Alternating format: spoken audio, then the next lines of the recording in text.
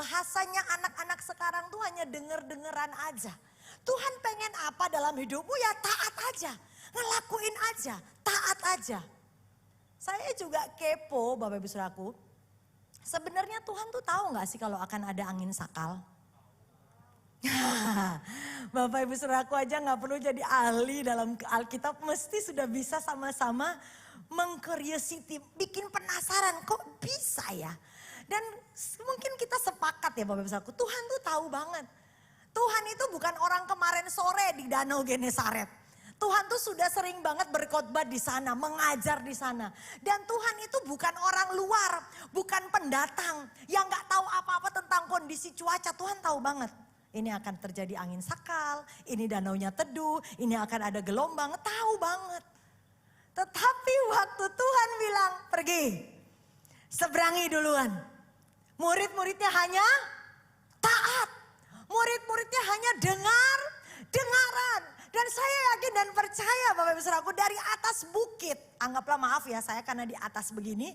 Anggaplah murid-murid itu ada di bawah sini dengan perahunya yang sedang diombang-ambingkan. Saya yakin dan percaya dari atas bukit itu Tuhan pasti ngeliat begini. Ah belum seberapa. Baru 25%. Masih sanggup lah mereka. Belum takut lah gitu. Ya Tuhan pasti sedang berpikir juga. Dan melihat kondisi anak-anaknya, sedang melihat kondisi murid-muridnya. Dan mungkin Tuhan mulai bilang, waduh mulai gelap nih, kenceng nih kayaknya nih. Waduh ini gelombangnya mulai gede nih. Dan akhirnya Tuhan bilang begini, wah turun gak ya dari bukit, nolongin gak ya. Sampai benar-benar sudah mereka kepayahan Bapak Ibu Saudaraku. Dan akhirnya Tuhan bilang apa, ya udahlah turun aja lah. Dan Alkitab mencatat kira-kira jam 3 malam, jam 3 subuh. Itu di tengah orang Bapak Ibu Saudaraku, itu adalah jam kuarter terakhir manusia sadar dan gak sadar Bapak Ibu Saudaraku. Makanya jam-jam itu adalah jam-jam rawan. Makanya gak heran, waktu itu murid-muridnya berteriak apa? Hantu, hantu, hantu. Karena mereka sudah mulai gak sadar, udah banyak masalah dan mulai tidak sadar. Apa yang terjadi kepada murid-muridnya kadang-kadang juga kita alamin. Benar ya, kadang-kadang kita merasa Tuhan aku udah taat loh. Aku mau mulai bisnis ini, aku cari Tuhan dulu loh. Aku cari jodoh, aku tanya Tuhan loh. Aku mau mulai ambil langkah yang baru dalam hidupku, aku tanya Tuhan loh. Tetapi kenapa waktu aku taat, waktu aku percaya ada mujizat dalam hidupku, waktu aku percaya bahwa Tuhan sanggup menolongku, di saat yang sama badai menggoncang. Aha, yang sepakat dengan saya tolong jempol kakinya digoyang-goyangkan. Saya melihat ada banyak jempol kaki digoyang, Bapak Ibu Saudaraku. Dan kita berkata begini, Tuhan katanya ada mujizat, katanya ini caranya Tuhan, katanya ini maunya Tuhan. Tapi kenapa semakin digoncang, semakin berkurang, semakin habis, semakin gak berdaya, semakin disakiti. Ada banyak yang berkata demikian, ada banyak yang DM saya, ada banyak yang WA saya, ada banyak yang ketemu saya bertanya demikian. Bahkan sometimes saya juga bertanya yang sama kepada Tuhan. Come on. Kita taat, tapi kita justru ada banyak pergumulan. Kalau itu engkau yang alami Bapak Ibu Saudaraku, ya bisa lihat kiri kananmu dan katakan sama kita. Sama kita. Hari ini pesan Tuhan buat engkau dan aku, kuatkan dan teguhkan hatimu. Kalau Tuhan izinkan, berarti Tuhan sedang mau mengerjakan mujizat yang baru, new wonder dalam hidupmu. Sehingga engkau berkata kepada Tuhan, Tuhan bukan karena kuat dan gagahku, tapi karena Tuhan aku dimampukan. Ketaatanku bisa dibayar harganya dengan berkat dan anugerah yang terbaik dari Tuhan. Katakan amin, amin, amin. Terjadi dalam hidup kita semuanya. Kasih tepuk tangan yang dahsyat bagi Raja di atas segala raja. Kasih salam kiri kananmu, katakan jangan menyerah. Jangan menyerah, jangan menyerah. Ketaatanmu tidak salah. Ketaatanmu tidak salah, Tuhan kita tidak salah. Kadang-kadang dalam hidupmu Bapak Ibu Saudaraku, kalau memang itu ada angin sakal dalam hidupmu, ada gelombang dan badai dalam hidupmu, jangan buru-buru untuk mengejudge Tuhan. Jangan buru-buru untuk menyalahkan dirimu sendiri. Jangan buru-buru untuk menyalahkan keadaan sekitar. Tapi yuk fokus. Biarkan angin itu tetap aja berhembus dengan kencang. Di dalam kisah Matius 14 ini Bapak Ibu Saudaraku. Yang pertama kali Tuhan lakukan, Tuhan tidak berkata badai teduh. No. Kalau kita baca sampai habis Bapak Ibu Saudaraku. Tetap badai itu ada. Tetap Petrus itu diizinkan Tuhan berjalan di atas air. Tetap Petrus itu diizinkan Tuhan tenggelam. Come on. Tetap Tuhan izinkan Petrus tenggelam. Tapi seketika itu juga Tuhan angkat kembali Petrus. Dan mereka berjalan bersama-sama di atas air. Baru firman Allah mencatat. Setelah mereka menginjakkan kaki. Menginjakkan kaki di mana Bapak Ibu Saudaraku? Di perahu. Waktu Petrus dan Tuhan Yesus menginjakkan kaki di perahu. Alkitab mencatat saat itulah badai teduh. Reda. Saya mau beritahu dalam hidupmu kalau dalam beberapa saat ini. Kau merasa engkau belum punya jawaban dalam doamu. Kau merasa bahwa miraclesmu tuh belum ke-download. Saya mau beritahu. Bisa jadi engkau belum berjalan bersama dengan Tuhan. Engkau belum membawa Tuhan ke perahumu. Sehingga belum reda itu badai. Tapi hari ini aku berdoa bersama dengan Tuhan. Kau bawa Tuhan dalam mujizatmu. Kau bawa Tuhan dalam doamu. Dan saat itu juga gak hanya reda segala pergumulanmu. Tapi mujizat terjadi dalam hidupmu. Karena ada Yesus yang bersama dengan engkau. Katakan amin. Katakan amin lebih kencang lagi. Katakan amin paling kencang. Dan berikan tepuk tangan yang dahsyat bagi Raja di atas segala Raja. Wow. Gak hanya sekedar wonders. Gak hanya sekedar new wonders. Tapi brand new wonders. Gak ada lagi manusia setelah Petrus yang bisa berjalan di atas air. Hanya Petrus. Saya bilang sama Pastor Yosi tadi di mobil, wow. Sampai kapan Tuhan izinkan kita manusia bisa punya iman yang sama kayak Petrus begini loh. Dan hanya Tuhan yang tahu. Dan hanya engkau dan aku yang bisa mengerjakannya, katakan amin. Wow. Hari ini Bapak Ibu Saudaraku, Tuhan mungkin akan mengulang mujizat yang lama terjadi dalam hidupmu. Yes. Tapi Tuhan juga akan melakukan mujizat yang terbaru, katakan terbaru. Terbaru, katakan amin. Terbaru, katakan amin. Mungkin Tuhan akan pakai orang-orang yang kau gak kenal.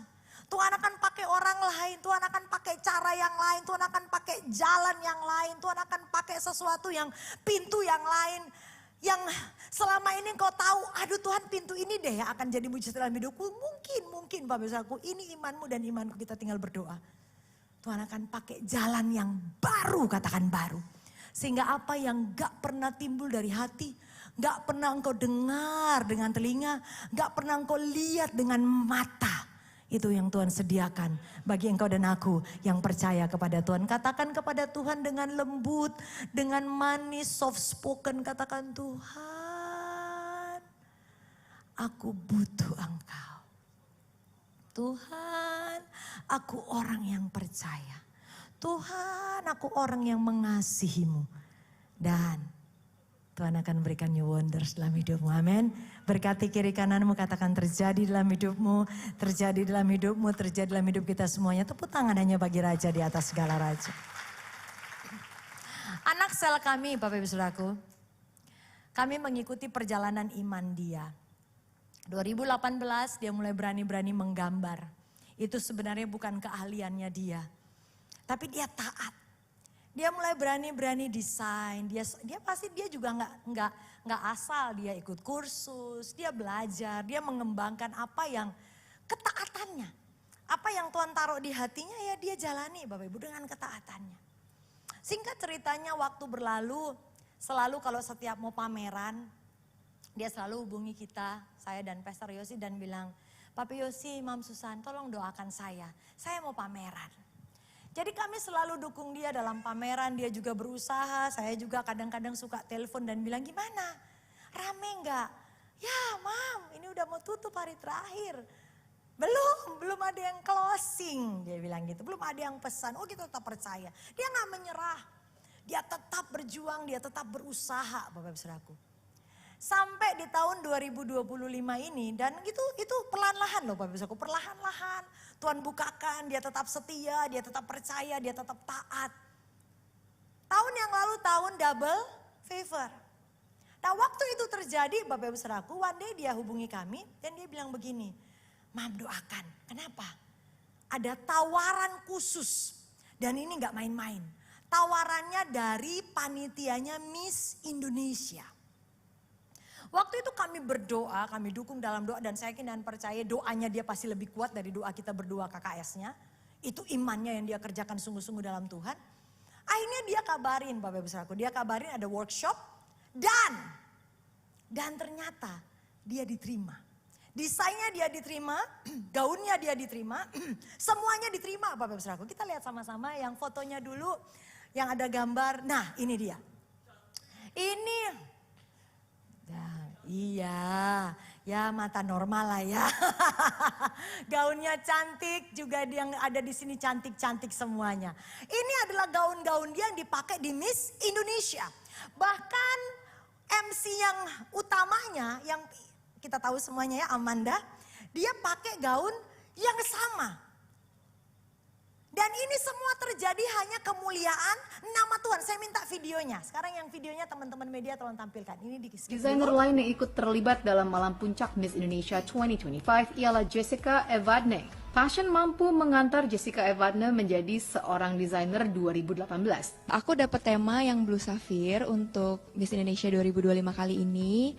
Jadi temanya itu dress-dressnya itu di bawah lutut, jadi midi dress gitu. Terus ada detail-detailnya, harus ada fringe-nya supaya nanti pas hari H juga cantik pas jalannya.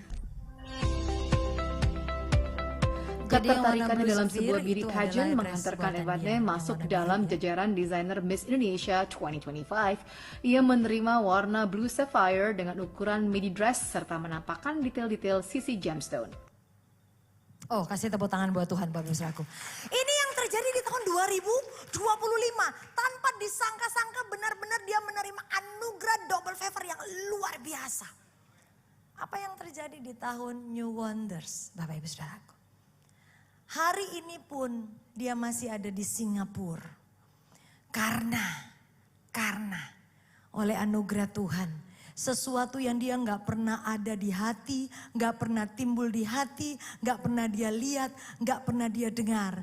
Sejak kemarin Jumat sampai hari ini dia grand opening, dia bisa buka butik di Singapura. Seorang anak Tuhan yang polos, yang hanya mau taat, yang hanya mau setia. Kasih tepuk tangan yang luar biasa buat Tuhan. Gambar yang tadi yang foto Bapak Ibu Saudaraku, ini butiknya dia yang ada di Singapura.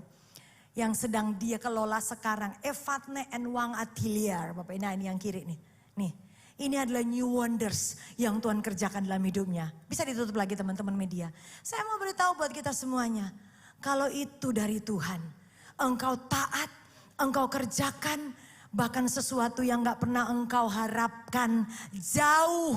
Yang gak pernah engkau pikirkan jauh. Yang gak pernah engkau lihat jauh. Asal engkau tetap setia. Maka new wonders Tuhan kerjakan dalam hidupmu. Pengurapan yang sama aku berkatakan dengan iman terjadi atas umat Tuhan.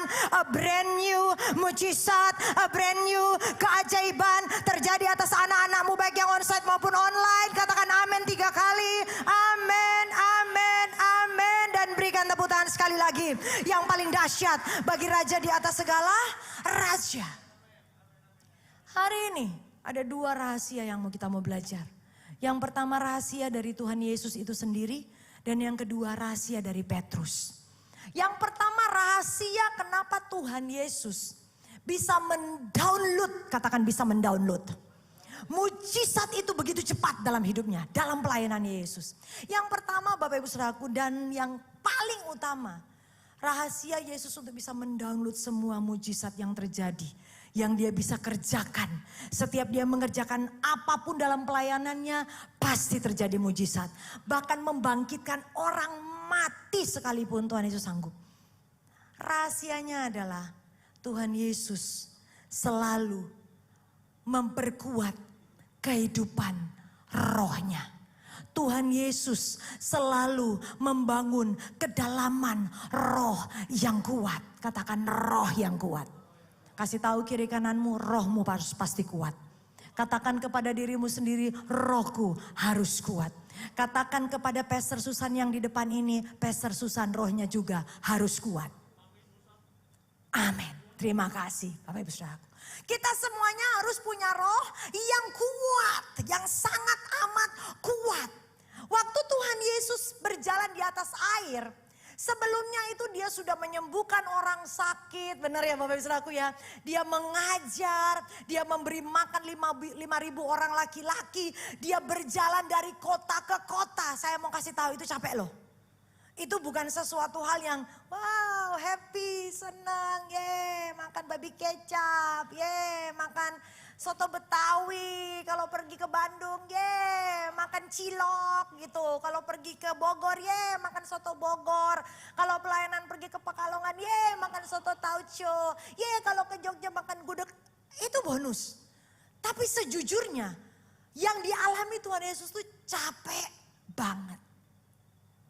Tapi kalau engkau dan aku baca dalam kitab Matius 14. Di tengah orang lain pada celebration yang lumpuh berjalan. Yang lapar dikenyangkan. Banyak mujizat terjadi. Yesus tidak berada di tengah-tengah mereka loh. Dan Yesus bilang, mari kita makan rame-rame. Firman Allah mencatat Yesus memilih naik ke atas bukit. Dan dia berdoa. Itu healingnya Tuhan Yesus. Katakan itu healingnya Tuhan Yesus. Itu healingnya Tuhan Yesus. Di tengah kecapean fisiknya, di tengah kecapean rohnya, di tengah kecapean hatinya, di tengah segala yang terjadi dalam pelayanannya, dalam hidupnya. Pastor, itu kan pelayanan Yesus. Aku ini masih bekerja, ya sama. Di tengah kelelahanmu bekerja. Di tengah engkau mengelola hatimu untuk ketemu karyawan yang bikin jengkel. Di tengah kegalauanmu bertemu dengan orang-orang yang gak nyenengin. Saya mau beritahu, jangan salah tempat healing. Lihat kiri kananmu, jangan salah bro. Jangan salah sis. Jangan salah anakku. Justru sama seperti Yesus. Di tengah kecapean yang luar biasa. Dia memilih datang kepada Bapa di surga. Dia charge ulang, dia reboot ulang, dia download semua kekuatan yang baru yang dari surga turun dalam hidupnya. Katakan amin. Saya mau tanya dalam HP kita, kadang-kadang kalau sudah lemot, apa yang kita lakukan? Restart. Kita coba on off lagi. Kalau HP kita sudah mulai habis baterai, apakah kita bilang dalam nama Yesus, HP ini baterainya 100%. Di charge Bapak Ibu Saudaraku. Baru kemudian kita berdoa, Tuhan dalam nama Yesus listrik jangan mati. Itu benar Bapak Ibu. Karena kalau listrik mati power bank juga tetap gak bisa di charge. Yang dilakukan adalah di recharge, di reboot, di restart. Saya gak tahu apa yang menjadi kelelahanmu hari-hari ini. Tapi saya ngerasa dalam roh. Ada beberapa orang dari kita, engkau mulai lelah. Engkau mulai merasa Tuhan capek banget. Kerjaan capek banget. Pikiranku capek banget. Semuanya capek banget. Hari ini firman Allah disampaikan, yuk naik ke dalam hadirat Tuhan.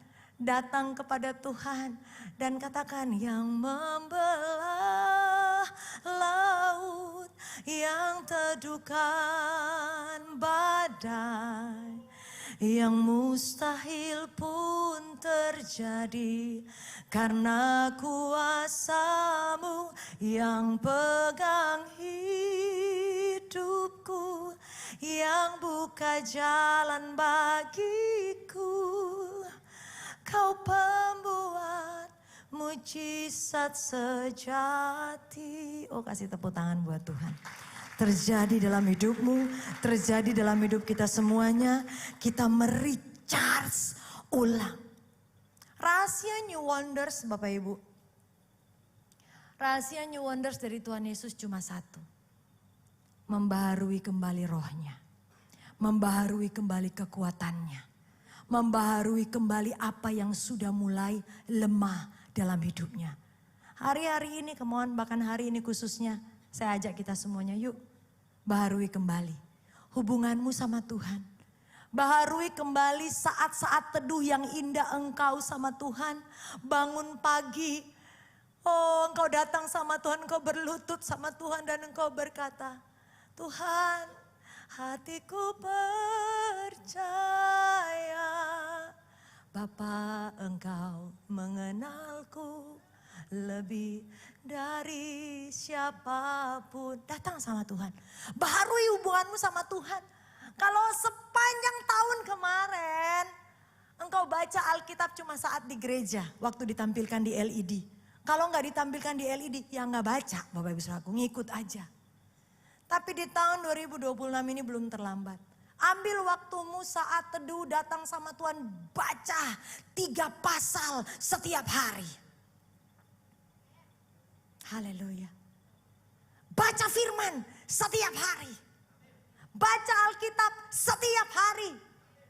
Pasal demi pasal dibaca. Cari rema Tuhan. Kalau engkau gak bisa menemukan jawaban apapun dalam ensiklopedia hidupmu. Di ChatGPT pun engkau gak bisa dapat jawaban apapun. Come on. Baca Alkitab. Di sana akan kau temukan orang-orang yang punya roh yang kuat.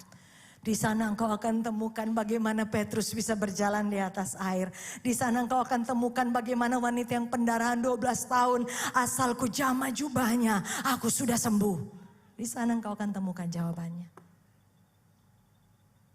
Kau bangun koneksi yang kuat lagi sama Tuhan dengan doa dan puasa. Katakan amin. Oh amin Bapak Ibu Saudaraku.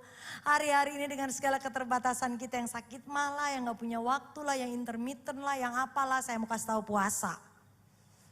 Puasa Bapak Ibu Saudaraku, datang sama Tuhan, berdoa puasa. Pastor saya sanggupnya karena masih pemula buka jam 10 pagi, boleh gak? Boleh asal jangan sarapan. Sama juga bohong makan jam 7 buka jam 10. Tapi ambil waktu komitmen, saya tutup jam 9 malam dan saya akan buka lagi jam 10 pagi. Dan saya akan buka lagi jam 12 siang, saya akan buka lagi jam 3 sore. Sami mawon Bapak Ibu Saudaraku ya. Komitmen, salah gak Pastor? Gak salah. Itu adalah prosesmu untuk bertumbuh, katakan prosesku untuk bertumbuh.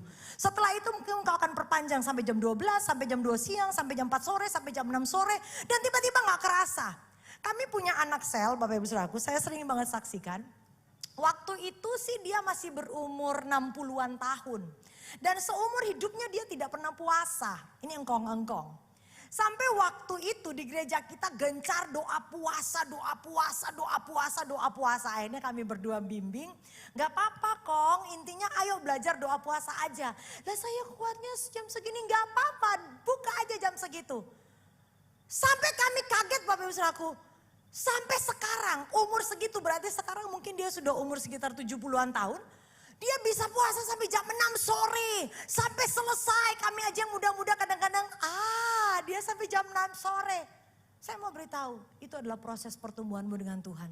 Lama-kelamaan tubuhmu akan dilatih, dagingmu akan dilatih, tubuhmu akan dilatih, rohmu dilatih. Semakin kuat bersama dengan Tuhan. Dan kau akan melihat waktu engkau berdoa puasa, koneksi itu downloadnya gak lemot, gak lola. Tapi tiba-tiba cepat mujizat terjadi dalam hidupmu, dalam hidupmu, dalam hidupmu, dalam hidup kita semuanya. Katakan amin. Dan berikan sekali lagi tepuk tangan yang luar biasa bagi Raja di atas segala raja ini. Kami anak-anakmu Tuhan yang mau membangun koneksi yang kuat bersama dengan Tuhan. Ini yang Tuhan kerjakan. Sekarang kita baca Bapak Ibu Saudaraku